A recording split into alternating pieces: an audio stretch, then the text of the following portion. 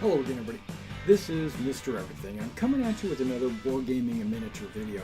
In this video, we're going to continue on with our Agincourt project update. So this is to let you know the progress that I'm making with my Agincourt project. Come back and watch these videos every few days. I'm going to keep you informed. Plus, you'll get a chance to see my progress. You'll see the models as they go. Plus, I might have some videos where I show you how I paint them, and also I did some reviews on some of the Perry models, and we're going to also do an assembly video on this. Now let's go ahead and explain that. I have a foreground medieval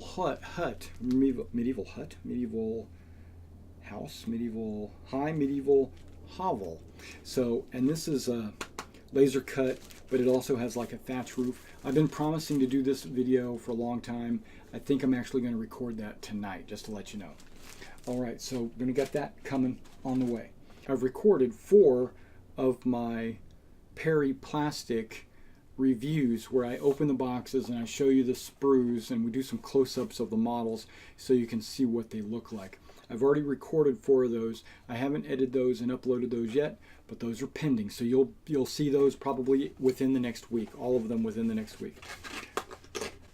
The 4 I've done so far are the Agincourt French Infantry, the English Army from Agincourt, the Agincourt Foot Knights, and the Agincourt Mounted Knights. So check those out. Now in the tray right here, you might not be able to see, and I haven't really done any close-ups of these yet because they're not really painted. They're just glued together and put on their popsicle sticks. As you know, that's how I do it. And I put like 4 models. These are the English archers, the longbowmen. I've got 24 longbowmen, and I've got 12 foot knights. And this is what you normally get in the English Army box set assembled.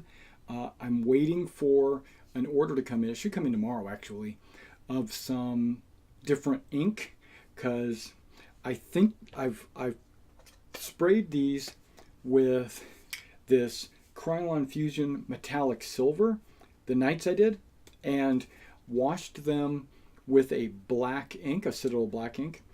But I think it comes out just a little bit too dark. I think it's just a little bit too dark. That's just my mind telling me it's too dark. And so even though this comes out almost completely silver or white, that black ink brings it down so much that it almost looks like iron. So I'm waiting for the shipment that I'm going to be probably getting in tomorrow, which has based on the tracking numbers, which has some dark tone from Army Painter. It also has some strong tone. I was thinking about I'll do a couple of models with the strong tone and with the dark tone, because I do still have 1 sprue that's not painted or inked at all. So I'm going to experiment a little bit with those and then try to decide if in fact I do like the black ink or if I think a strong tone might be better. So, or not a strong tone, a dark tone. I think the dark tone's the way I'm going to go, because it's got a little bit of brown in it, very little, but it's mostly black. So it's like super dark brown, like walnut. I think that'll look really good on these models, but we're going to have to see. I'm going to have to experiment. I dug up something while I was cleaning out my trays. I found that I've got these Cynifer flags.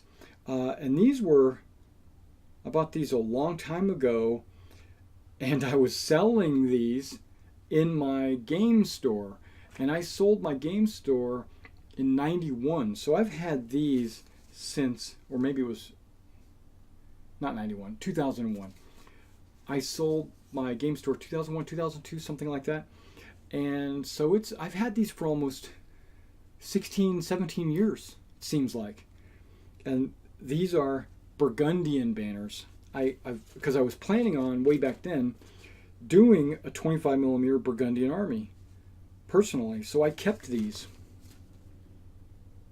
but it still has my price tag on them where I was selling them for $4.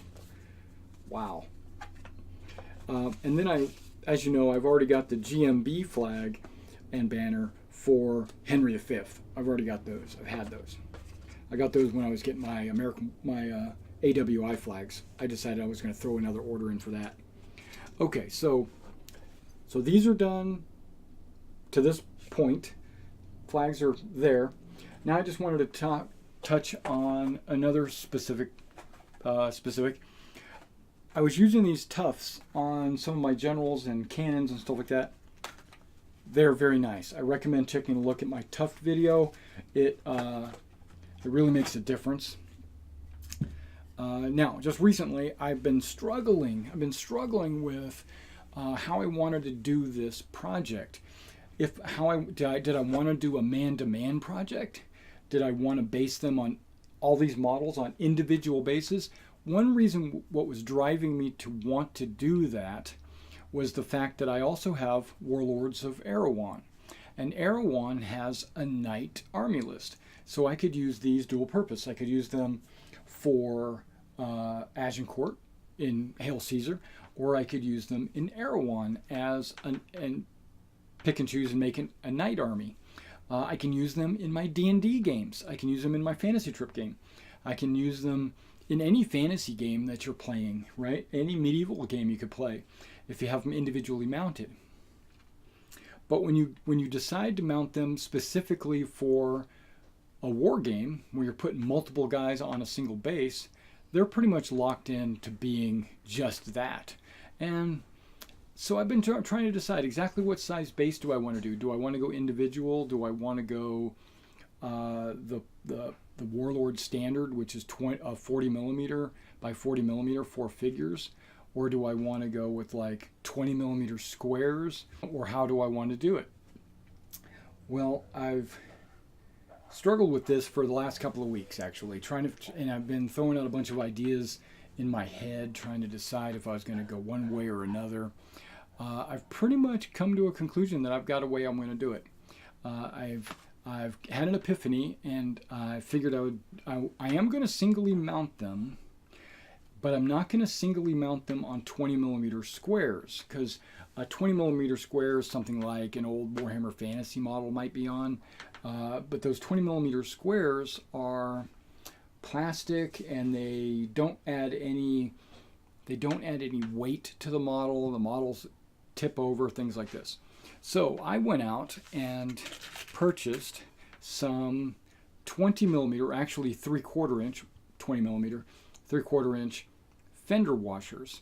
Now these fender washers add a little weight to them, but primarily I went for the fender washers and not US pennies, because I mount a lot of models like wolves and stuff like that on US pennies, because it's only 1 cent per base, right? But the disadvantage of having a 1 penny base is that it's not magnetic.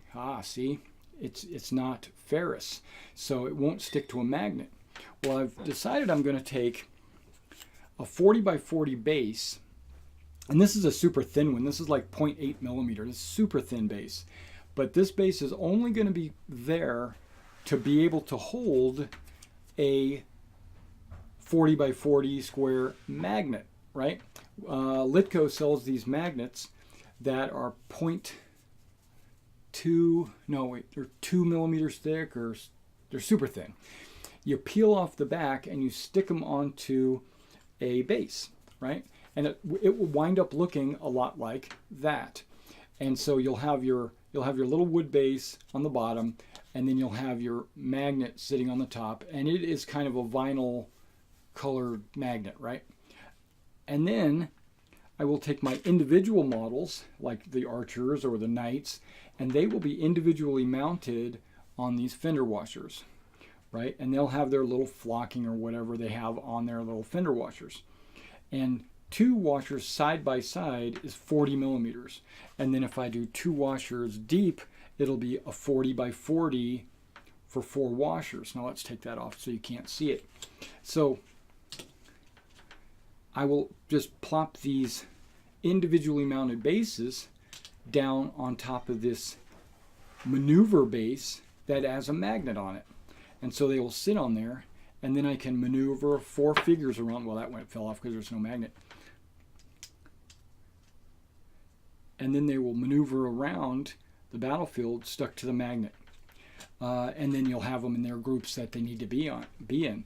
And then if at any one time I want to pull them off and use them in a D&D game, I can. Or if I want to use them as a knight army in the Knights of Erewhon, I can. They're not locked in. And because the vinyl base is black, it's not going to be as obtrusive or obnoxious looking underneath the figure bases. Now I am going to experiment once I get the very first set of magnets in, which will probably be in about a week. When I get those magnets in, I'm thinking I'm going to spray them. Once I put them on the base and everything's assembled, I'm going to actually spray on top of the magnet a green color, like a flat version of this, or maybe a darker green, like an OD green or something like that, or maybe even a brown, right? Just probably green. So that and then I want to see if my models, with the paint on the magnet, will the models still stick to the magnet? And if so, then that base will be disappeared. It'll be basically, and then I might even try putting a real thin layer of flock on the base. Probably not, but maybe put a real thin layer of flock on the magnetized base, and then seeing if it'll stick to the flocked base. That would be like the perfect scenario, but if that doesn't work, I'll just spray paint it, and if that doesn't work, I'll just leave it black. And that's the plan. That's the plan for basing models. That way I'll be able to use individually based models in a group-based, a group style, rank and file style game. Yeah, and I think that's it. All right, guys, if you want to follow along with these progress reports, be sure to follow the channel, subscribe if you want, and be sure to hit the little notification icon. It's a little bell down there that lets you know when I upload a new video. Catch you next time.